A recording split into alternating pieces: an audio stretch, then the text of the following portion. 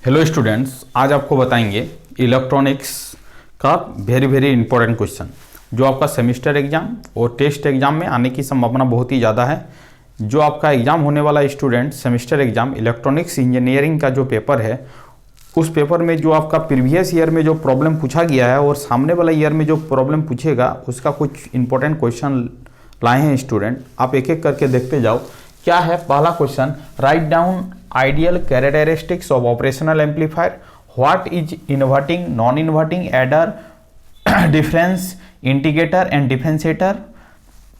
Differentiator operational amplifier. यहां पर लिखो ऑपरेशनल एम्पलीफायर।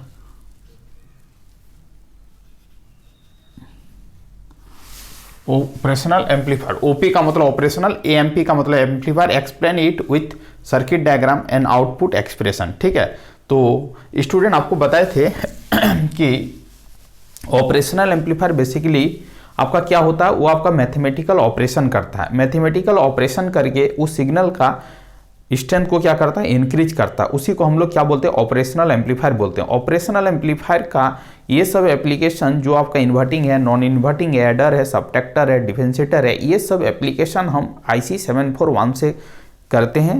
हम इसका इनपुट और आउटपुट एक्सप्रेशन भी देखते हैं स्टूडेंट। इनपुट और आउटपुट वेवफॉर्म का एनालिसिस भी करते हैं।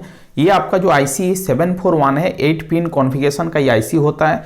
प्रत्येक पिन का ईच एंड इंडिविजुअल नाम है। जैसे पिन नंबर 1 का input offset null, pin number 2 का नाम है इन्वर्टिंग, पिन नंबर 3 का नाम है नॉन इन्वर्टिंग, पिन नंबर 4 का नाम है negative VCC supply, pin number 5 का नाम है output offset null, pin number 6 का नाम है आउटपुट टर्मिनल, और पिन नंबर 7 आपका पॉजिटिव VCC सप्लाई, और पिन नंबर 8 जो होता है नो कनेक्शन होता है। ये चीज आपको क्या करना है स्टूडेंट, याद रखना है। ठीक है, उसके बाद आपको याद रखना है कि इन्वर्टिंग का डायग्राम क्या होता है, नॉन इन्वर्टिंग का डायग्राम क्या होता है, इन्वर्टिंग का आपका आउटपुट एक्सप्रेशन क्या होता है। तो आपको बताया था इन्वर्टिंग में जो आउटपुट एक्सप्रेशन होता है V0 = -RF/R in होता है। ये चीज आपको याद रखना है। गुना क्या होता है, सप्लाई वोल्टेज होता है, V in होता है।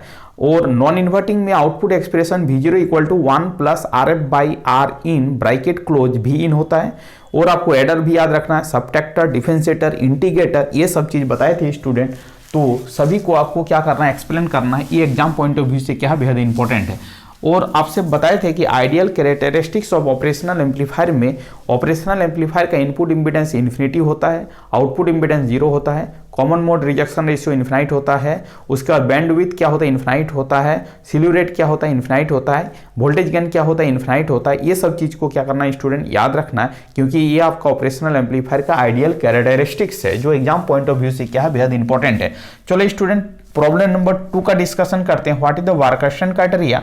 बार्कसन क्राइटेरिया आपका फीडबैक ऑसिलेटर में, फीडबैक में यूज करते हैं, फीडबैक सर्किट में यूज करते हैं स्टूडेंट। फीडबैक सर्किट में हम लोग दो तरह का फीडबैक का यूज करते हैं, एक होता है निगेटिव फीडबैक, दूसरा क्या होता है पॉजिटिव फीडबैक। यहाँ पर जो भी फीडबैक का यूज करेंगे स्टूडेंट वो आपका क्या होगा, आपका पॉजिटिव भी होगा, निगेटिव भी होगा, ये आपको देखना है। और आपका फीडबैक में आपका कुछ मैथमेटिकल इक्वेशन होता है। Feedback gain AF = A/1 ± A beta होता है। ये चीज आपको याद रखना है स्टूडेंट। जब आपका निगेटिव फीडबैक होगा तो 1 + A बीटा नीचे में होगा, और जब आपका पॉजिटिव फीडबैक होगा तो 1 - A बीटा होगा। ये चीज आपको स्टूडेंट याद रखना है। बार्कसन क्राइटेरिया का मतलब होता है किसी भी चीज का ऑसिलेशन करने के लिए कुछ पर्टिकुलर कंडीशन होता है, उसी को हम लोग क्या बोलते हैं, बार्कसन क्राइटेरिया बोलते हैं।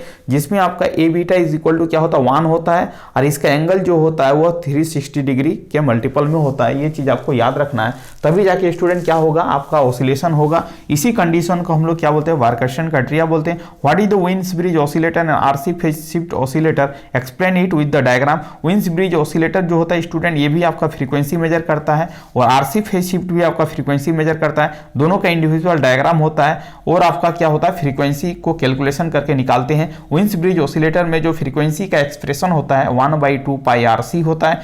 फेज शिफ्ट में स्टूडेंट 1/2 2πRC√6 होता है, ये चीज आपको याद रखना है। RC फेज शिफ्ट ऑसिलेटर में एक्स्ट्रा √6 से क्या करते हैं, डिवाइड करते हैं। ये आपका फ्रीक्वेंसी को मेजर करने के लिए हम लोग इस सब ब्रिज का यूज करते हैं, आपका Wien bridge oscillator and RC phase shift oscillator. दोनों में से एक प्रॉब्लम आपके एग्जाम पॉइंट ऑफ व्यू से बेहद इंपॉर्टेंट है, तो इसको क्या करना है स्टूडेंट, याद रखना है। उसके बाद स्टूडेंट नेक्स्ट प्रॉब्लम है, draw the block diagram and pin diagram of 8085 micro processor. 8085 micro processor का ब्लॉक डायग्राम और पिन डायग्राम आपके एग्जाम पॉइंट ऑफ व्यू से बेहद इंपॉर्टेंट है।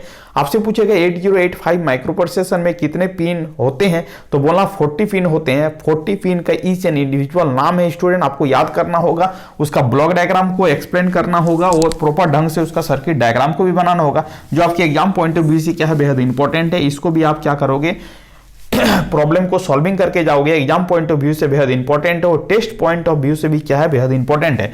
शॉर्ट नोट में आपका इंटरप्ट दिया गया और इंस्ट्रक्शन सेट दिया गया, ये भी आपका 8085 माइक्रो प्रोसेसर का ही पार्ट है। माइक्रो प्रोसेसर में आपका इंटरप्ट और इंस्ट्रक्शन सेट को भी याद रखना है, जो एग्जाम पॉइंट ऑफ व्यू से क्या है, बेहद इंपॉर्टेंट है। ठीक है, उसके बाद पिन नंबर 5 में क्वेश्चन नंबर 5 में आता है student, what is the FET and MOSFET, explain it. FET का मतलब होता है field effect transistor, metal oxide semiconductor field effect transistor, MOSFET का फुल फॉर्म होता है। इसको आपको प्रॉपर ढंग से डायग्राम बनाना, एक्सप्लेन करना, प्रॉपर ढंग से डिटेल में लिख के आपको याद रखना है स्टूडेंट। फेट और मॉसफेट जो एग्जाम पॉइंट ऑफ व्यू से क्या है, बेहद इंपॉर्टेंट है, आपको एग्जाम में पूछेगा। उसके बाद लास्ट नंबर प्रॉब्लम है student, what is the multiplexer and demultiplexer, explain it. Multiplexer में स्टूडेंट मेनी इनपुट होता है और सिंगल आउटपुट होता है, उसको क्या बोलेंगे, मल्टीप्लेक्सर बोलेंगे। डीमल्टीप्लेक्सर जस्ट उसका उल्टा होता है, इसमें आपका क्या होता है स्टूडेंट, एक इनपुट होता है और मेनी आउटपुट होता है, उसको क्या बोलेंगे, डीमल्टीप्लेक्सर बोलेंगे। मल्टीप्लेक्सर डाटा को सिलेक्शन करने के लिए इसका हेल्प लेते हैं। डीमल्टीप्लेक्सर का यूज स्टूडेंट डाटा को डिस्ट्रीब्यूशन करने के लिए हम लोग क्या करते हैं, इसका यूज करते हैं। इसमें आपका कई सारे एग्जाम्पल है, 4:1 है, 2:1 है, 8:1 है, ये सब चीजों का आपको ध्यान देना है। 8:1 में आपका 3 सिलेक्शन लाइन होते हैं, ये भी चीज आपको याद रखना है। 16:1 में आपका कितने सिलेक्शन लाइन होगा, तो 4 सिलेक्शन लाइन होगा। ये सब चीजों को आपको ध्यान देना है स्टूडेंट। और डीमल्टीप्लेक्सर में क्या होता है, डीमल्टीप्लेक्सर में डाटा का डिस्ट्रीब्यूशन होता है, इसमें आपका क्या होता है, एक ही इनपुट होता है, सो मेनी आउटपुट होता है, उसी को डीमल्टीप्लेक्सर बोलेंगे। और मल्टीप्लेक्सर में आपका क्या होता है, सो मेनी इनपुट होता है और ओनली 1 आउटपुट होता है, उसको क्या बोलेंगे, मल्टीप्लेक्सर बोलेंगे। ये आपके एग्जाम पॉइंट ऑफ व्यू से क्या है, बेहद इंपॉर्टेंट है। तो ये आपका 6 प्रॉब्लम का सेट था स्टूडेंट। ये 6 प्रॉब्लम में से आपको एग्जाम में देखने को मिलेगा। इसी तरह का प्रॉब्लम आपके एग्जाम में आने की संभावना बहुत ही ज्यादा है। तो इस तरह का प्रॉब्लम को आप प्रॉपर ढंग से क्या करो, नोट्स बनाओ और आप क्या करो, इसका सॉल्यूशन को याद रखो, बार बार प्रैक्टिस मारो। इस तरह का प्रॉब्लम यदि आपको एग्जाम हॉल में देखने को मिले स्टूडेंट, तो आप आसानी से क्या कर सकते हो, प्रॉब्लम को सॉल्विंग कर सकते हो। Thank you student. वीडियो को एंड करते हैं। यदि आप चैनल में नए आए तो चैनल को क्या करिए, सब्सक्राइब कर लीजिए। इस तरह करके आपका रेगुलर कंटिन्यूअस बेसिस पर आपका इलेक्ट्रॉनिक्स का आपका डेली बेसिस पर आपका ईच एंड एवरी एक पॉइंट का डिस्कशन करेंगे। जो पिछले क्लासेस में हम 2 पॉइंट का डिस्कशन किए थे, एक था लॉजिक गेट, दूसरा था आपका रेक्टिफायर। अब तीसरे क्लास में आपका स्टूडेंट ऑपरेशनल एम्पलीफायर को जो यहाँ पर क्वेश्चन के तौर पर बताए हैं, उसको डिटेल हम सॉल्विंग करके बताएंगे, आपके एग्जाम पॉइंट ऑफ व्यू से आपको कैसे रिटर्न करना है। तो ये आपके लिए बेहद इंपॉर्टेंट होगा। Thank you student. वीडियो की एंड करते हैं। वंदे मातरम।